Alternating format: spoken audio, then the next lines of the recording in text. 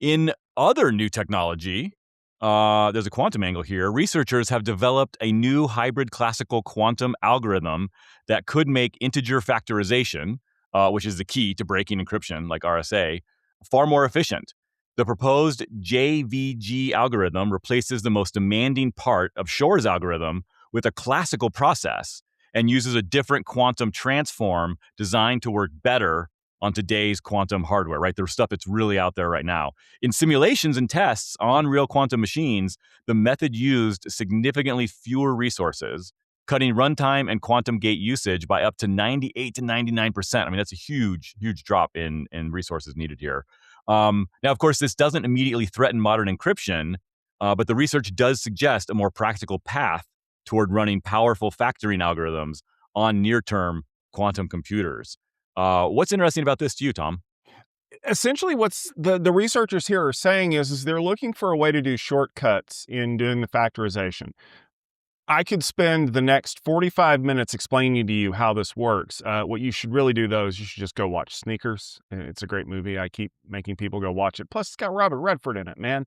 But essentially, what happens is that once you get a quantum computer that's powerful enough, it can instantly factor numbers, and that's how RSA encryption works. Is it multiplies two prime numbers together to get a large product? And the thing is that you can't easily figure out what the factors of that prime number is, but because you know the two numbers that you started off with to get that product, it's actually fairly simple. What they're saying is that normally it requires a quantum Fourier transformation to be able to find this, and that works over a large set of complex numbers. They're proposing using a quantum number theoretic transform, which operates over finite fields using modular arithmetic.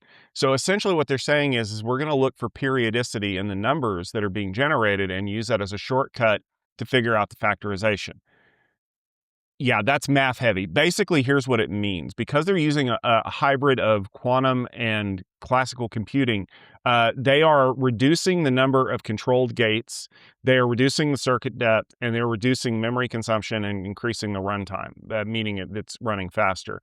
And these are all in the neighborhood of like 30 to 35% each. And you're probably thinking to yourself, well, that doesn't sound like a huge improvement overall. Well, when you consider that the current theoretical quantum computer that would be necessary to crack this is somewhere in the order of 1,000,000 qubits, and the best one that we've got right now is about 21,000 qubits, you can see how reducing it maybe from, I don't know, like 1,000,000 down to, say, 500,000, 600,000 could be a huge deal.